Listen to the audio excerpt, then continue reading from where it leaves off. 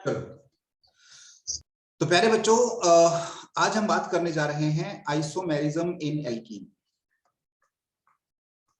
Isomerism in alkene, जिसके अंदर मैंने आप लोगों को जो है पोजीशन आइसोमेरिज्म के बारे में बता दिया था। आज हम एक और आइसोमेरिज्म देखने जा रहे हैं और वो है ज्योमेट्रिकल आइसोमेरिज्म। ठीक है, ज्योमेट्रिकल आइसोमेरिज्म क्या होती है इसके बारे में बात करेंगे। बड़ी ही इंटरेस्टिंग है बच्चों। इसके लिए आप एक काम करें, सबसे पहले ज्योमेट्रिकल आइसोमेरिज्म की डेफिनेशन लिख लें।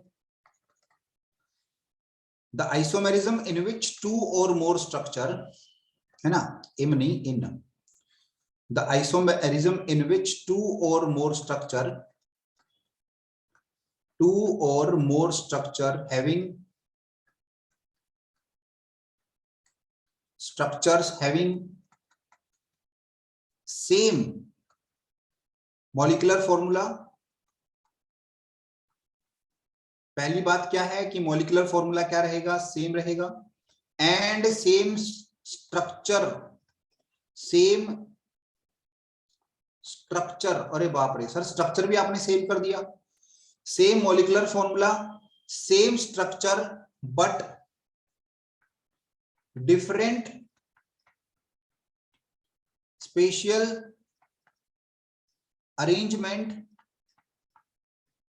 arrangement of atoms with respect to double bond. क्या ये बात समझ में आई? नहीं समझ में आएगी देख लो प्यारे बच्चों। आपके पास है ब्यूट टू इन, आपके पास देखिए है ब्यूट टू इन, इसे कहते हैं ब्यूट टू इन क्योंकि डबल बॉन्ड जो है वो सेकंड कार्बन के पीछे है। तो प्यारे बच्चों इसको हम है ना दो तरीके से लिख सकते हैं। सी डबल बॉन्ड सी, एक तरफ रहेगा H, दूसरी तरफ रहेगा H, और इसके अपोजिट साइड में हमने कर दिए CH3। क्या ये बात समझ में आई? जल्दी से देखिए। और वहीं पर हम इसको ऐसा भी बना सकते हैं, CH3 और HH। दोनों का नाम बच्चों ब्यूट टू इन है, दोनों का ही नाम ब्यूट टू इन है। लेकिन यहां क्या हो रहा है देखो ध्यान से, यहां H और H जो है ना वो सेम साइड है, और यहां H और H जो है अपोजिट साइड है। कहने का मतलब है इन दोनों के बीच में रिपल्शन ज्यादा होगी, ऐसे ही इन दोनों के बीच में रिपल्शन ज्यादा होगी। यहां जो है रिपल्शन कम होगी किसके बीच में बच्चों? CH3 क्योंकि दूर है ये।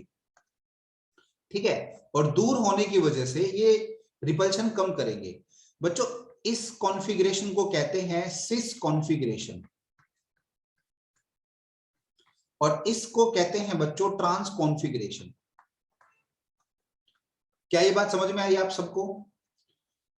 ठीक है, दोनों का नाम सेम था, दोनों का स्ट्रक्चर सेम था, लेकिन जो H और CH3 को हमने अरेंज किया 3D के अंदर वो अलग अलग कर सकते हैं। तो सर इसका नाम क्या देंगे बच्चों? देखो इसका नाम देंगे सिस ब्यूट टू इन। सिस लग जाएगा क्योंकि ये सिस आइसोमर है ना, ये हो गया इसका नाम। और इसी प्रकार से बच्चों ये हो जाएगा ट्रांस ब्यूट टू इन। तो सर इनमें अंतर क्या है, जरा इनके अंतर की बात कर लेते हैं। तो जल्दी से देखते हैं difference between cis and trans isomer. ठीक है बच्चों, फिर उसके बाद EZ के बारे में बताऊंगा। तो बात करते हैं बच्चों जल्दी से difference between cis and trans isomer. चलिए तो पहले इसके बारे में बात कर लेते हैं कि क्या डिफरेंस होता है सिस और ट्रांस आइसोमर के अंदर। पहले तो एक बार इनका स्ट्रक्चर ड्रॉ कर लेते हैं। सिस का कैसा था? CH3 C double bond C, यहां पर क्या था? CH3, यहां पर H था और यहां पर H था। ये आपके पास था सिस आइसोमर। अगर हम बात करें ट्रांस की तो CH3 C, यहां पे आएगा CH3, यहां पे आएगा H और यहां पर आएगा H। ये आपके पास था ट्रांस। अब इसमें क्या है? इसमें रिपल्शन ज्यादा है, repulsion between same groups is more, due to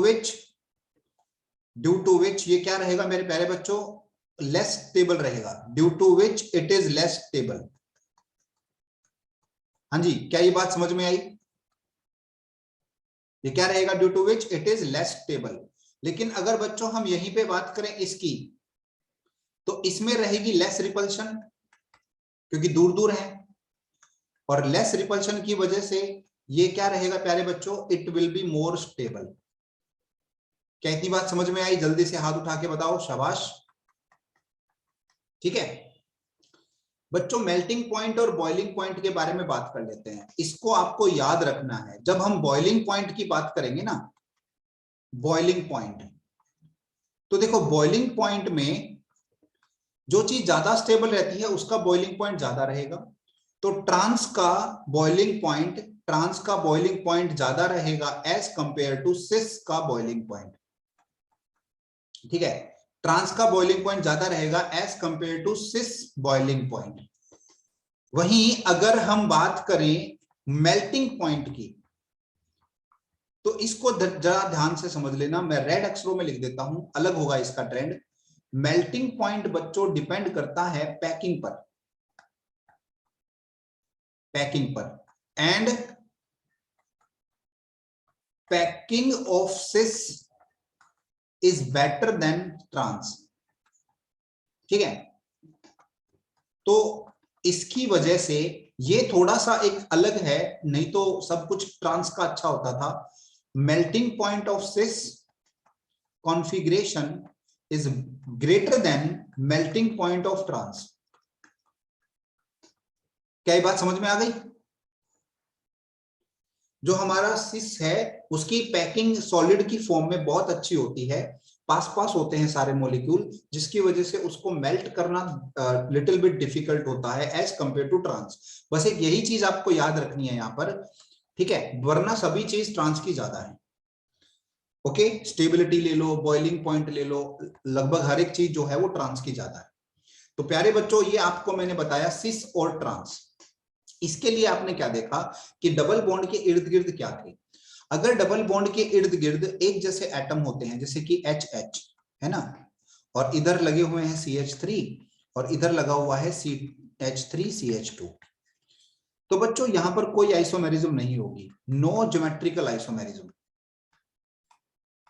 क्या ये बात समझ में आ गई? यहां पर कोई ज्योमेट्रिकल आइसोमेरिज्म नहीं होगी। क्यों नहीं होगी? उसका कारण क्या है? द रीजन इज क्योंकि यहां पर एच लगे हुए हैं, सेम एटम है, इनको अगर रिप्लेस भी करेंगे तो भी कुछ नहीं होने वाला। So no geometrical isomerism. Is it clear? ठीक है, जल्दी से एक बार हाथ उठा के बताइए कितने बच्चों को इतनी बातें समझ में आ गई। शाबाश।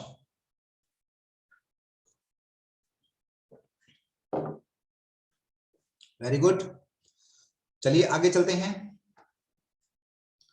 नाउ आफ्टर दिस, हमारे बाद अब इसके बाद क्या है? देखिए, इसके बाद है अगर हमारे पास कुछ इस प्रकार के कंपाउंड हो तो, ध्यान से देखना, मैं सबको अलग अलग कलर से बनाऊंगा।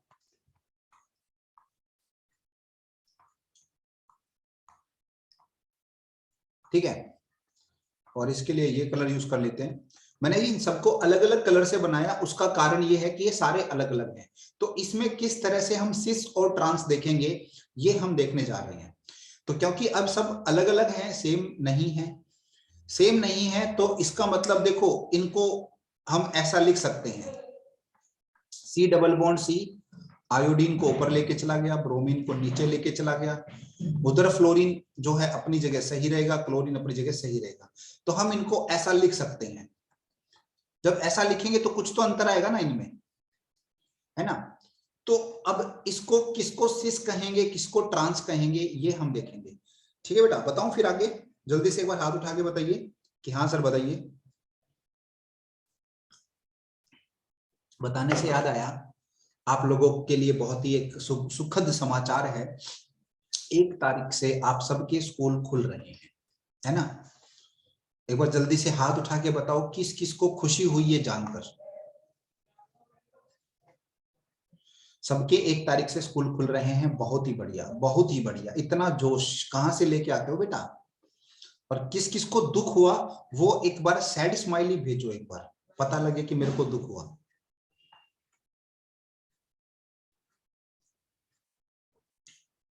सैड स्माइली, हंसने वाली स्माइली नहीं, सैड रोने वाली। ओहो, 1 2 3, हेमंत बेटा इनका नाम नोट कर जल्दी। हाँ बहुत बढ़िया बहुत बढ़िया, सबको देख लिया मैंने, सबका स्क्रीनशॉट ले लिया है ना।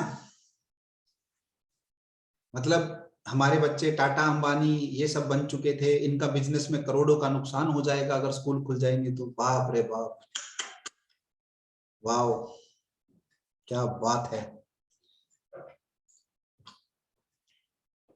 मैं दरखास्त करूंगा मोदी जी से कि स्कूलों को 5-6 साल के लिए बंद रखें, ताकि इन बच्चों के बिजनेस में दिन चौगनी रात दोगुनी तरक्की हो।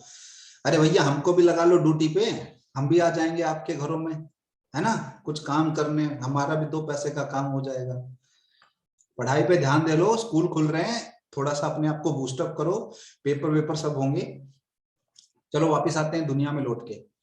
तो प्यारे बच्चों, यहाँ बात कर रहे थे कि इसको किसको सिस कहा जाएगा, किसको ट्रांस कहा जाएगा, इस पे हम फोकस करते हैं। तो पहले तो हम ये देखते हैं कि इन दोनों में से हैवी कौन है। तो ब्रोमीन और आयोडीन में हैवी है आयोडीन, फ्लोरीन और क्लोरीन में हैवी है क्लोरीन। ठीक है, अगर हम इधर जाएं तो प्यारे बच्चों, इधर ब्रोमीन और आयोडीन में हैवी है आयोडीन, और फ्लोरीन और क्लोरीन में हैवी है क्लोरीन। तो यहाँ जो हैवी एटम्स है ना वो सेम साइड है, और यहां जो हैवी एटम्स हैं वो अपोजिट साइड है। क्या इतनी बात समझ में आई? हाँ जी, क्या इतनी बात समझ में आई? हैवी एटम्स सेम साइड हैं और हैवी एटम्स अपोजिट साइड हैं। तो अगर इतनी बात समझ में आ गई है तो आगे देखिए, जब हैवी एटम्स सेम साइड होते हैं तो इसको कहते हैं बच्चों जेड कॉन्फ़िगरेशन। जेड कॉन्फ़िगरेशन यानी कि सिस को ही कहते हैं जेड, है ना। ये सिस था एक जैसे, और जब ऐसी कॉन्फ़िगरेशन है तो इसे कहते हैं ई कॉन्फ़िगरेशन। ई कॉन्फ़िगरेशन जो कि बेसिकली किसके रिजेंबल्स है बेटा? ट्रांस के। क्या इतनी बात समझ में आई? ई कॉन्फ़िगरेशन एंड जेड कॉन्फ़िगरेशन। ठीक है, ये हमें कब यूज करना होता है बच्चों? ये हमें तब यूज करना होता है जब हमारे पास डबल बॉन्ड के इधर और उधर एक जैसे एटम नहीं होते। जब एक जैसे एटम होते हैं तो हम आराम से सिस और ट्रांस देख लेते हैं, जब एक जैसे नहीं होते तो we can check E and Z configuration. ठीक है, बाकी जो कहानी है सिस ट्रांस की तरह ही है कि जेड जो है वो ज्यादा स्टेबल नहीं होगा, ई ज्यादा स्टेबल होगा, ई का बॉइलिंग पॉइंट ज्यादा होगा। वो सारी बातें जो है वो सिस ट्रांस की तरह है। इतनी बातें समझ में आ गई? हाथ उठाइए प्लीज। ओके, अब बच्चों है ना, एक क्वेश्चन बहुत अच्छा आता है, कंपटीशन में भी आता है और साथ ही साथ है ना आपके एकेडमिक्स में भी आ सकता है, और वो आएगा स्टेबिलिटी ऑफ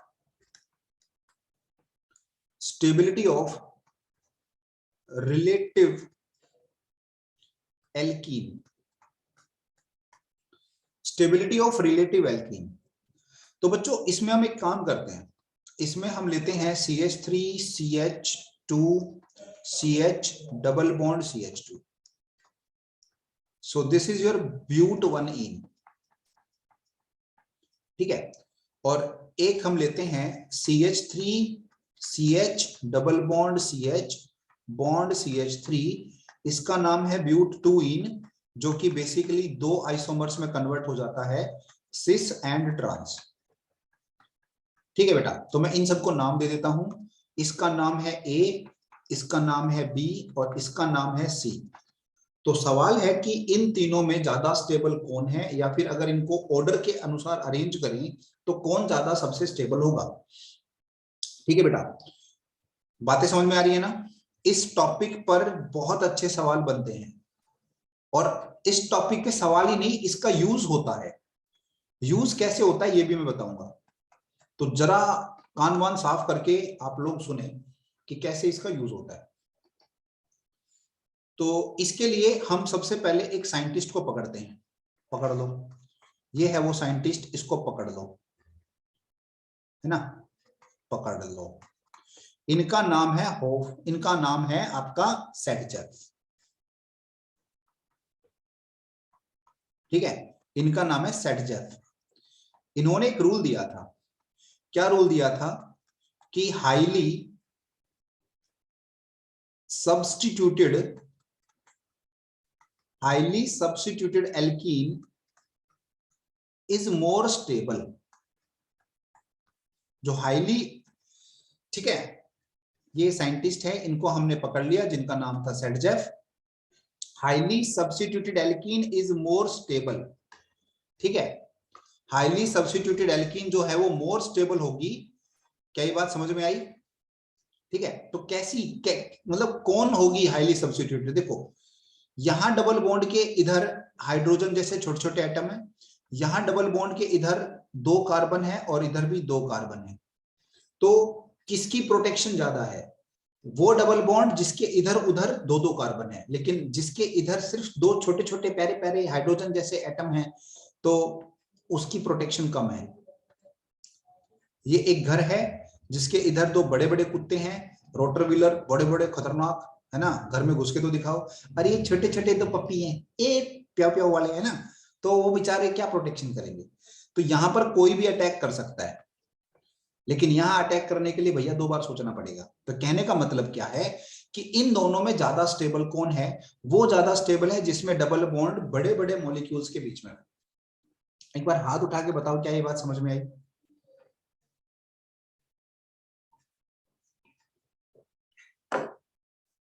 तो प्यारे बच्चों, ये एल्कीन ज्यादा स्टेबल है, लेकिन क्योंकि इस एल्कीन में भी 2 कॉन्फ़िगरेशन थी, 2 आइसोमर थे, सिस और ट्रांस, और उसमें तो हम देख ही चुके थे कि कौन ज्यादा स्टेबल है, दैट इज ट्रांस, है ना। तो ब्यूट टू इन का ट्रांस, तो हम ऐसे लिखेंगे ट्रांस, यानी कि इसको सी बोल देता हूं, है ना, सी जो है सबसे ज्यादा स्टेबल होगा, फिर बी आएगा और फिर ए ब्यूट 1 इन आएगा। ठीक है बेटा, रिएक्टिविटी ऑर्डर उल्टा हो जाएगा, क्योंकि जो ज्यादा स्टेबल होता है वो कम रिएक्टिव होता है, तो रिएक्टिविटी ऑर्डर आ जाएगा, रिएक्टिविटी ऑर्डर इसका उल्टा होगा, A is greater than B is greater than C. एक बार हाथ उठा के बता दो, ये बातें समझ में आ गई? हाँ जी बच्चों, जल्दी से, शाबाश। सो this is the stability order, ये आपके पास था स्टेबिलिटी ऑर्डर, और वो आपके पास था रिएक्टिविटी ऑर्डर। ठीक है, चलिए, तो जितना एल्काइल ग्रुप बड़ा होगा स्टेबिलिटी उतनी अच्छी होगी। इसका एक यूज मैं अब आपको कह रहा था ना, यूज आपको बताना है। यूज यहां पर आपके पास जो है, ठीक है, ये हम कर चुके हैं और आज आपको बड़े अच्छे से ये समझ में आएगा। यहां पर ये 2 डबल बॉन्ड है और इसमें बच्चों हम हाइड्रोजन गैस जो है ऐड कर रहे हैं, और हमें ये दे रखी है 1 मोल, और निकल की प्रेजेंस में कर रहे हैं। तो आपको ये देखना है कि बॉन्ड नंबर 1 या बॉन्ड नंबर 2 कौन सा टूटेगा। जल्दी से एक बार हाथ उठा के बताओ किस किस को ये सवाल जो है समझ में आ गया और वो कर सकते हैं। अगर हाइड्रोजन गैस 1 मोल है, 1 मोल का मतलब 2 एटम होंगे जो कि यहां लगेंगे, एडिशन ऑफ हाइड्रोजन गैस है बच्चों, याद आया? प्रिपरेशन ऑफ एल्केन में थी। तो या तो ये बॉन्ड यहां से टूटे तो हाइड्रोजन लगे, या फिर ये बॉन्ड यहां से टूटे तो ये हाइड्रोजन लगे, दोनों तो टूटेंगे नहीं क्योंकि 1 मोल है। तो कौन सा टूटेगा? जो कम स्टेबल होगा, ज्यादा रिएक्टिव होगा। तो देखो ये जो है कम स्टेबल है, ज्यादा रिएक्टिव है, तो ये जो अंदर का बॉन्ड है ये एज इट इज बना रहेगा और ये हमारे पास टूट के एल्केन में कन्वर्ट हो जाएगा। ठीक है, इज इट क्लियर? क्या इतनी बातें समझ में आ गई?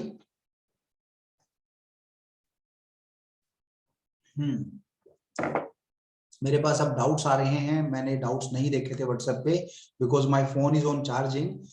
तो एक बच्ची ने डाउट पूछा है, सर सिस एंड ट्रांस से पोलैरिटी किसकी ज्यादा होती है? ओके, और एक बच्चे ने क्या भेज दिया, ये अंधकार, ये कौन है भाई? वो ये दिखा रहा है कि सर मेरी जो है मीटिंग स्टार्ट नहीं हो रही। अब उसको मैं कैसे बताऊं कि भाई आपका नेट स्लो है? हाँ जी, देखो बेटा, पोलैरिटी का बहुत ही अच्छा एक आपने सवाल पूछा, उस पे भी आते हैं। पहले एक बार हाथ उठा के बताओ कि ये समझ में आ गया, जल्दी से बताइए, फिर पोलैरिटी पे आते हैं। बहुत ही अच्छा और शानदार क्वेश्चन पूछा। चलो देखो बेटा, पोलैरिटी के लिए मैं क्या करता हूं, एक इलेक्ट्रोनेगेटिव एटम लगा देता हूं, है ना। आप यही तो पूछना चाहते थे। ये देखो बेटा, मैंने एक इलेक्ट्रोनेगेटिव एटम क्लोरीन जैसा लगा दिया एल्कीन पर, और मैंने यही एटम जो है ट्रांस के रूप में भी लगा दिए एल्कीन पर। क्या बच्चों ये बात समझ में आ रही है? भाई पोलैरिटी देखनी थी तो डिफरेंस एटम देखने पड़ेंगे, डिफरेंट इन इलेक्ट्रोनेगेटिविटी।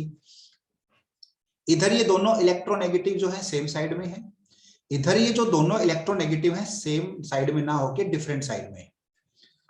तो अगर मैं मतलब पोल बनाऊं, पोल कहां से कहां बनता है? प्लस से माइनस, इधर बनेगा, है ना।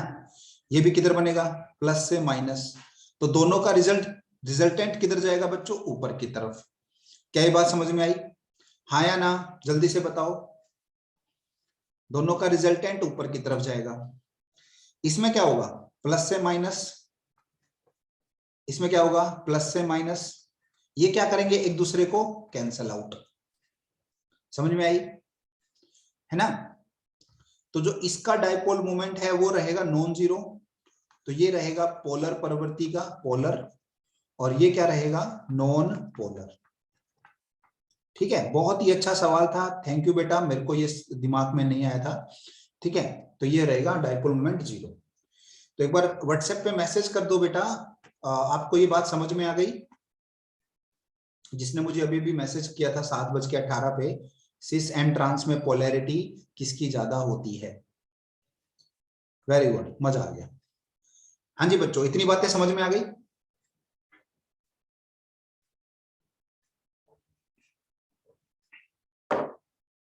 चलो, तो अगली क्लास में, यानी कि जो नेक्स्ट क्लास होगी उसमें हम स्टार्ट करेंगे preparation and property, preparation of alkene.